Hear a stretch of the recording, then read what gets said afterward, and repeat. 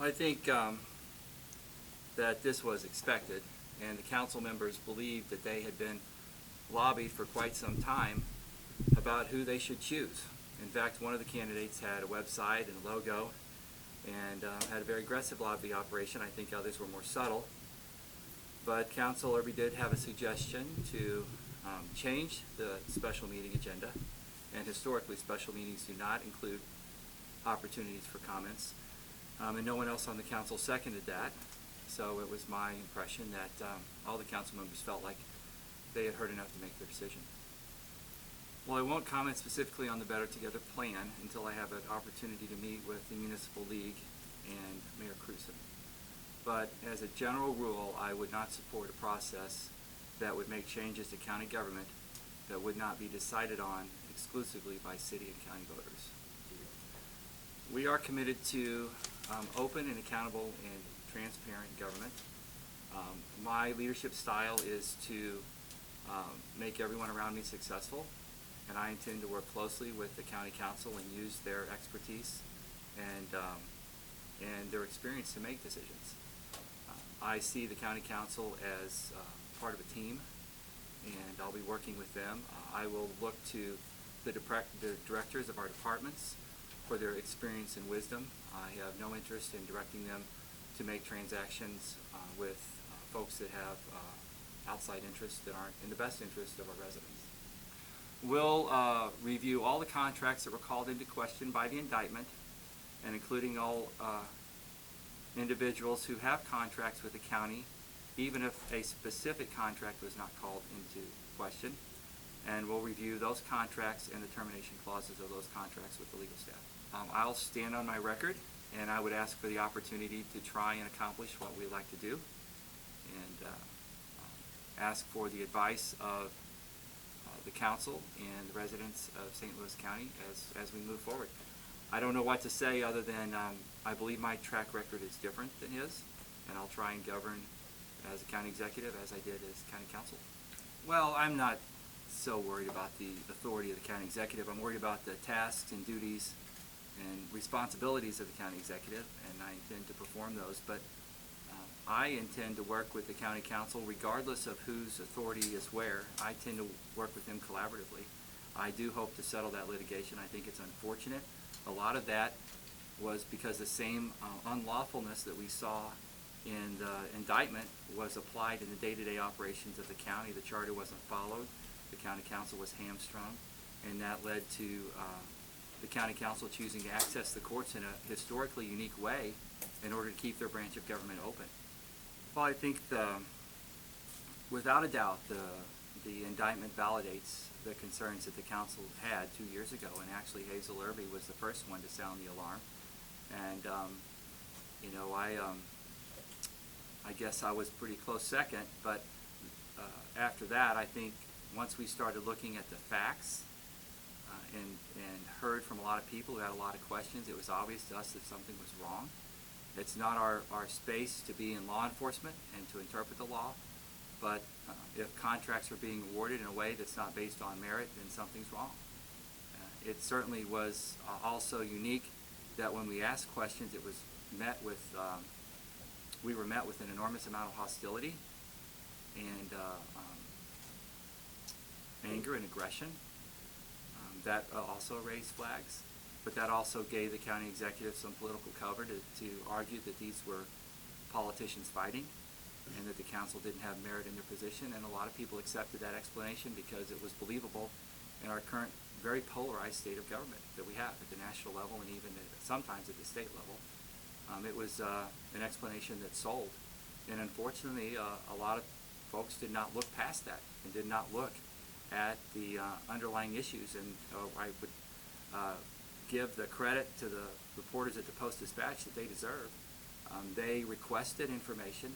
They compared the documents that they discovered to the statements that were being made and said, you know, this does not make sense, and started writing about it. And it's apparent to all of us now that the FBI and the U.S. Attorney's Office read the papers, and they followed suit, and that's why we're here today. I'm transitioning into a leave of absence for my medical practice. I can't do that in a day, but it'll be happening over the next few weeks. Sure. I can't say plan because I haven't talked to council members yet, but I hope to schedule some town hall meetings with council members in their districts over the next month, because there are a lot of people in St. Louis County that I don't know and I'd like to get to know.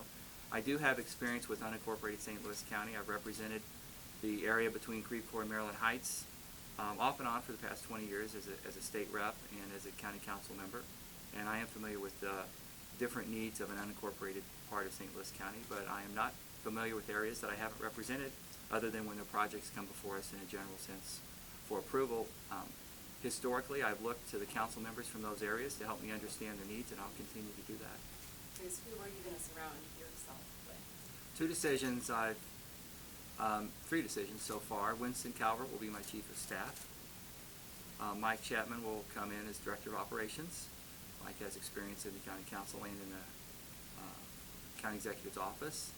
And Gary Earls will come in on an interim basis as chief operating officer to help us get organized and make sure that operationally we're running as smoothly as things have run in the past, and help us transition to a new COO. I like advice. I like to surround myself with people that are smarter than me and have areas of expertise and listen to them. I haven't decided yet how many advisors I have. I may have as many as the county executive. I may have less, but I wouldn't want you to, if I have less, I wouldn't want anyone to leave thinking that I think I know everything. I really depend on the long-term county employees' experience and advice to help me, and I will have people who have areas of expertise to help me make policy decisions. Mr. Steyer. Well, the underlying message is that County Council has for the past 2 years identified their concerns, and they have been validated by an indictment of the county executive, who's since resigned, that we're going to take county government in a new direction, that we are going to emphasize accountability, transparency, professionalism, and procedures in county government. There will be no interruption of services. The county council has ensured that. And this county executive will work very closely with the county council to identify priorities and to accept their ideas and find ways to take the county forward. I wouldn't say it's one line. I would just say what surprised me was the apparent comfort of exchanging contributions for decisions. It seemed to be almost mechanized and comfortable, and I don't think very many elected officials would like to see that or be in the middle of that or be near it. And I know that folks that were in county government were very uncomfortable with it. A lot of people left. A lot of people tried to step back from it if they could. But I think the comfort of the way some of that was done was really amazing to me. Well, the budget process really starts in August, so we'll be looking at that pretty closely. I expect that I'll work closely with the budget director. We'll look at the information we've gleaned from the past 2 years where we've had some cuts.